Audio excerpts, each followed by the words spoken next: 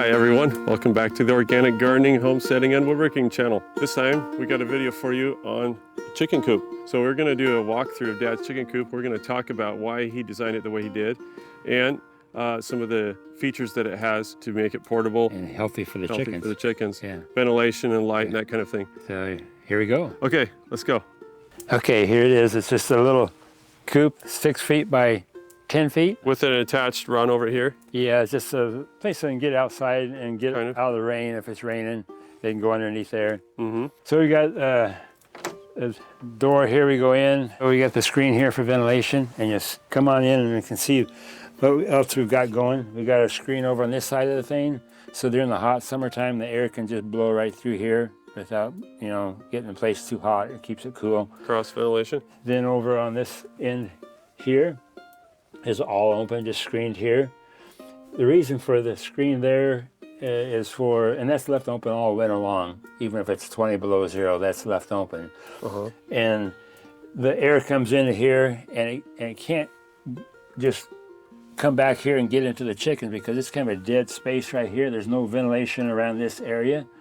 And so the air just kind of comes up right here and goes out this vent up here at the top. There's a screen vent all the way across the top here. And so that protects the chickens from having a draft. You don't want a draft on your chickens. So they're back here in this closed-in area. There's no draft getting to them.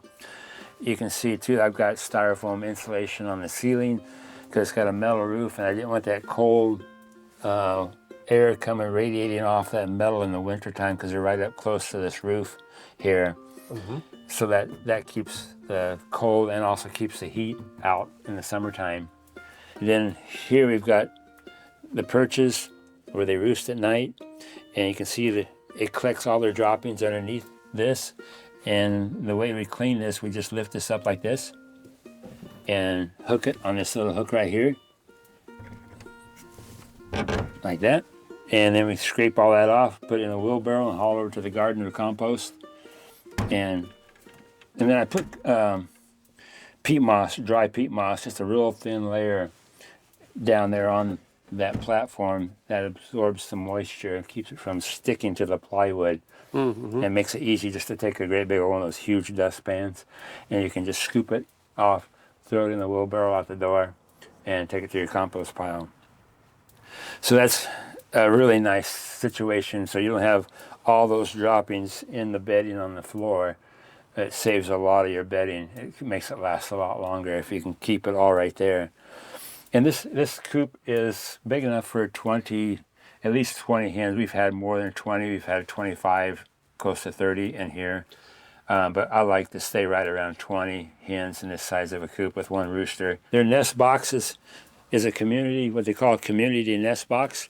It's just one big wide open nesting box. And it looks like we got a hen in here that's starting to go broody. Looks like we got to get her out of here. We'll take her out of here. We'll have to lock her up in a separate coop for 3 days. Oh, I know. Tell us about it. So that's a community? Yeah, community nest box. And let's see, we've got 2, 4, 6, 8, 10, 12, 13, 14 eggs. And I think we've got, it's 14 or 15 hens that we've got. So they're laying good. Another feature here, you know, we don't like chickens roosting on our water.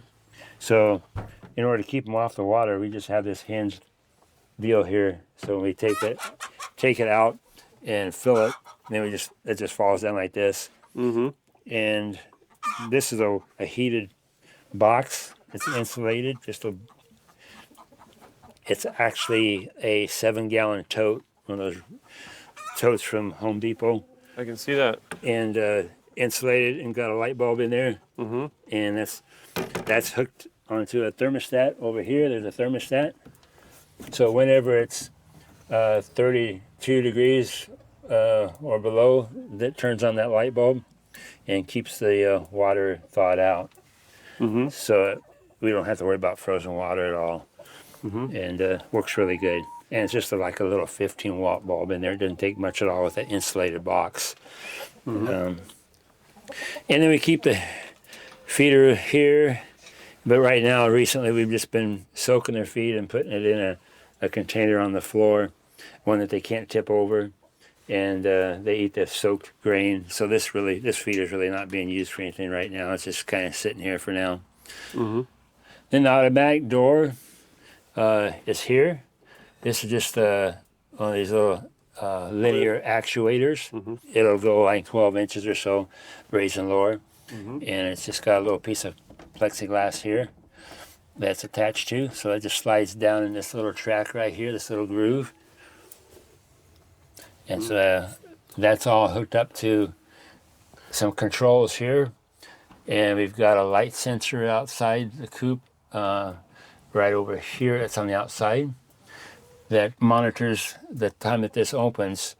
So when it gets dark in the evening, it waits for whatever time I set it for. I set it for right now. It's like an hour after it gets dark. Then it closes this. That way, if you have any kind of a hen that's slow to get in the coop at night, it'll give you an hour for that hen to get in, so you don't keep, lock out any chickens out of the coop at night. And then in the morning, I have it programmed so that after it gets light, it waits a certain number of hours before it opens it up. That way, all the chickens lay their eggs in the box, and they're not laying them all out in the farm in tall grass or whatever. And that's all just real easy to program on this little deal here. And there's a time delay relay here. And we'll probably be making a video how to do all this, or maybe a different system. Luke is really good on electronic stuff, and he could probably figure out something a lot easier. And then you see there's micro switches here. And so I've got these bright LEDs. Those are hooked up to bright LEDs on the outside of the coop facing the house. So when it's open, it turns a blue light on outside, and when it's closed, it turns a red light on outside, so that I can see from the house that it's closed, and that I don't have to come out here and just physically check to make sure the door is closed to keep the critters out at night. Mm-hmm. So you can just look out the window of the house and say, oh, there's a red light, it's closed. Or if a blue light, okay, it's open. And you can change that timing, whatever you want. It's very easy to program. And these linear actuators are pretty cheap. You can get them off of eBay or Amazon. Just look around for the cheapest one you can get. I like the ones like this, has this bigger motor on it. It's very strong. This will lift like 1,200 pounds, which, you don't need that at all. But it's just going to last a lot longer than some of the real cheapy ones. Don't put a chicken under it. You'll cut it in half. I'm going to go outside and look at the LEDs just to show you guys what he's talking about. Here's the light outside. Here's the blue light. Means that the door is open. And the red light will mean that it's shut, right? Yep. And then... This is a light sensor. Mm-hmm. You said it's a 12-volt light sensor? Yeah. With a transformer Yeah, just get that off of Amazon. They're really cheap. Made for like street lights or something? Yeah. Mm-hmm. Yeah. It's like $4 or $5, I think, for these. And these are super cheap. It's all really way cheaper than buying one of those automatic doors. And this thing's going to last. It's been here for quite a few years already, and it hasn't had any problems, no hiccups or anything. And we can set it up for a 12-volt system. Right now you have it running on 120, is that right? No, the whole thing's being fed by 120, but this whole system is 12 volt. Yeah. Yeah, so we just have a transformer in there. Yeah. That reduces it down. And so, ideally it would be solar panels feeding a battery. Yeah. And the next best option is 120 volts with a battery maintainer and a battery, so that when the power goes down, then the battery picks it up and you're not out of functionality when the power goes out. This has worked good even if the power's, got a little blip or something. It keeps its memory so that you don't have to go back and reprogram it or anything, which is really nice. I don't even have to worry about it. It's doing its thing, and you don't even have to worry about it. So I noticed that this is on a runner system. Can you explain that? This is a 1x6 runner, and it's got this Wurzelbaum tubing that they use for plumbing. Really tough poly pipe. And that's just on the bottom of the 1x6. Mm-hmm. You don't have to use Wurzelbaum. You could use some of the black poly. Yeah, the regular black poly. It's just not as strong or long lasting, but it lasts probably a long time anyway. Yeah. Oh, what are you doing? You're gonna give the camera a licking, huh?